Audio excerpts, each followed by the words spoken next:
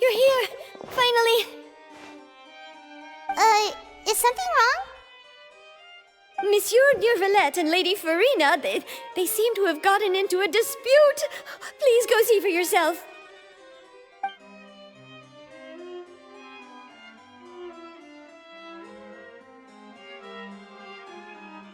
Like I said, I've already explained everything. And yet the problem has not been properly solved. There is little space for excuses between us. It is not my intention to offend you, but please, tell me where you stand. You are the Hydro-Archon Focalor, are you not? Look at this. This is a list of the victims from the recent Poisson incident.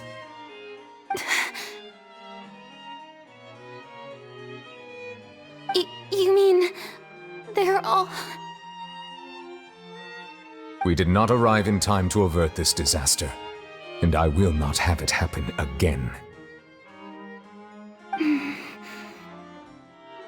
I will say this once more.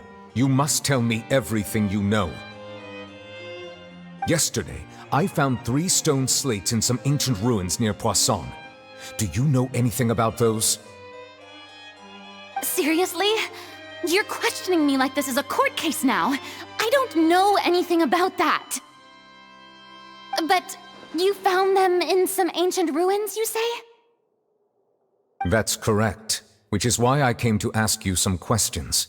There should have been 4 slates, but one of them was missing. The other 3 feature different images that seem to correlate to the prophecy. The prophecy? The second of these slates depicts the previous Hydro-Archon Egeria kneeling before a floating island in the sky, as if confessing something. Do you know nothing of this either? I don't. I've never seen such slates. I'll ask you again. Do you really have no information regarding the previous Archon?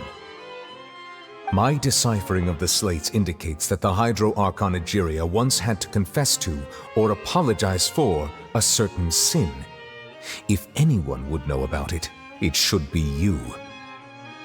All gods don't have the same secrets, you know. She was herself and I'm me. Is it really so strange that I know nothing? I understand your concerns, but I'm sorry. I just don't have anything to tell you. Forgive me for saying this now, Lady Furina, but I have long known of your various secret investigations into certain matters. There are several indications that you have been investigating the prophecy on the sly. This is not strange in itself, considering that you are the Hydro-Archon. But it is strange that you should also claim to not know any of Egeria's secrets, as well as do nothing following your inquiries. You have never been as superficial as you have presented yourself to be, nor are you a fool. And yet, your behavior is very inconsistent.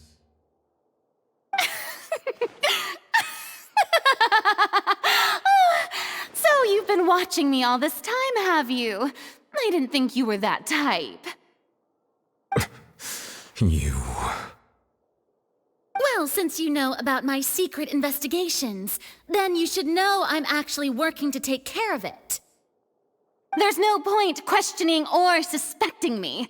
You're the Eudix, but you're still my subordinate. You should be following my lead. Just trust in me, you're Archon, and do as I say. Never mind whether you can truly convince yourself to or not. It'll all turn out fine. That's all I have to say. We do not discuss this matter again. Oh, the opera's about to start. Toodles!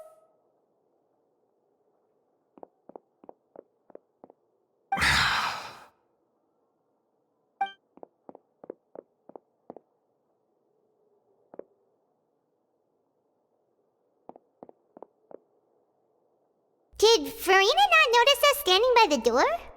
Wonder what's up with her. She was smiling. She didn't seem in the mood to care if we were listening in or not. I assume you've been outside for a while now? Oh, you noticed. Seems Furina didn't even realize we were here. She was in a great panic, though I cannot discern the reason. Our discussion reached impasses time and again, a state of affairs that we cannot allow to continue. Still, I do not understand. Dialogue is the basis for understanding, so why did she keep refusing to engage? Everyone in her inner circle has noticed that she is hiding some secret. The issue is her attitude.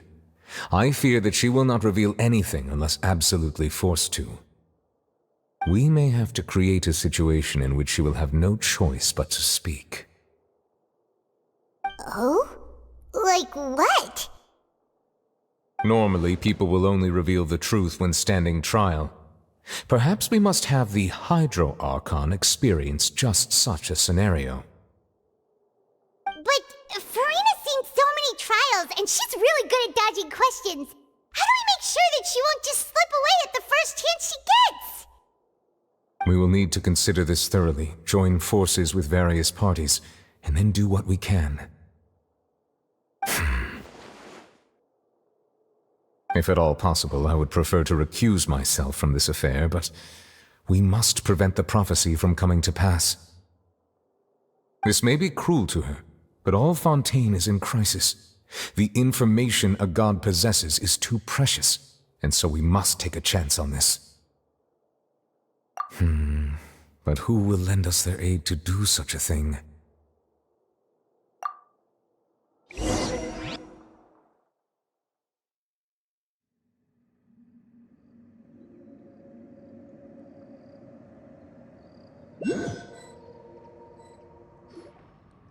Well, that's everyone, huh?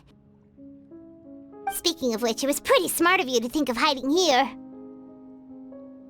Poisson was just involved in a disaster, so it's presently devoid of people. That naturally makes it the best choice. And here you are drinking tea like it's the most natural thing in the world, huh? That's what family should do. Sit and enjoy a leisurely time together. It's nice to enjoy tea here, you know? Care for a cup? Lend me your ears, everyone. Or perhaps one of you might like to start us off. How about you, friend? Me? No, I don't think I can. Then, how about you, good sir? I fear that I will cause the mood on this boat to become as somber as it is in court. Well then, I guess we're lucky we've got a local like me to organize things. Wonderful, the spotlight at last. I guess I'll be facilitating things from here. That was a little long-winded, don't you think? Oh, you might be right. Anyway, to cut to the chase, our friend here, the Traveler, has brought us together to discuss something. As for what that is, well, let's start by saying that we'll be pooling our efforts together to create a series of traps.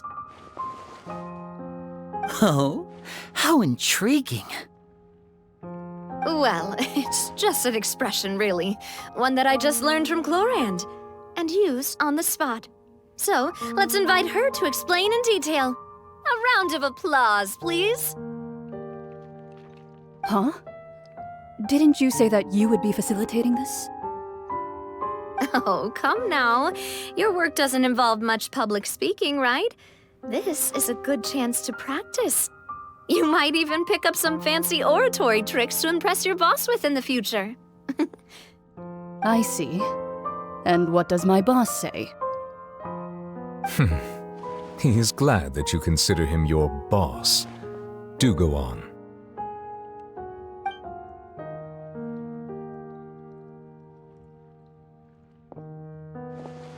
In that case, do any of you have experience hunting? Not that I recall. Fremine and I once used a wooden stick in a basket to catch wild rabbits when we were younger.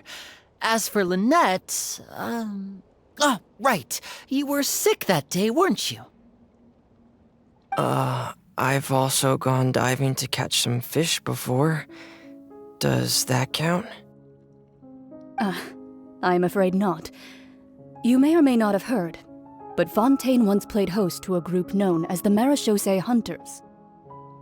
Though that was their name, they did not hunt animals, but rather various monsters left behind by the ancient dynasty of King Remus. Today, Fontaine's monster population has already thinned greatly, so the hunters have blended back into society, taking up arms in other lines of work. They even left a unique methodology of hunting in their wake. A trap comprises of the following components: bait, a trigger, and a containment device. Sometimes a lethal implement will also be necessary to deal with the prey. So, if we were to build a trap together, right now, what would you choose to build it with? For me, I would prefer something basket-shaped. Pigeons and rabbits will see the bait and naturally enter the snare. Our line of work requires a deft hand, and we're some of the best in the industry, so you can count on our techniques. You used some of those techniques while moving the people of Poisson, didn't you? My subordinates mentioned that you even performed some magic for the bawling children. Yes, and I even managed to gather some intelligence in the meantime. I'm quite the multitasker if I do say so myself. I'm afraid I can't claim that as my strong suit. I prefer more stable methods, like placing bait in the water and waiting for the fish to come within reach. That's the kind of method I would count on. Calm and steady. Exactly the kind of person who would catch loads of fish. And I can be their assistant. With discretion, I'm sure. I'd probably use some sort of mechanical animal. Papa once bought me some small clockwork squirrels, mice, and such. When placed in the forest, they can attract others of their kind. I remember that you liked those too, didn't you? I did. And that would be a good way to go about it. If they're realistic enough, animals of the same kind will follow them all the way to the trap. What about you, Monsieur Neuvillette? I fear I do not have any related experience. That makes sense. You usually solve problems directly, without the use of any such tricks. But I do have one more question for you, monsieur. If we were to create a trap now, how would you design it? I would like for it to be effective, but bring no harm to the prey. A more gentle trap would be ideal.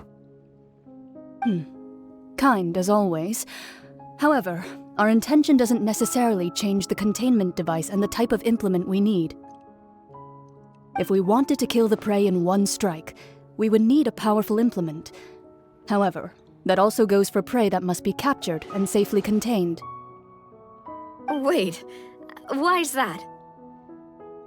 Only a hunter who's a true expert at subduing their prey can snare it without harming it. The line that divides life and death is often exceedingly thin. So are we going hunting together? Huh. We hadn't thought of seeing ourselves as hunters. It kinda works, but maybe it's still not the best metaphor.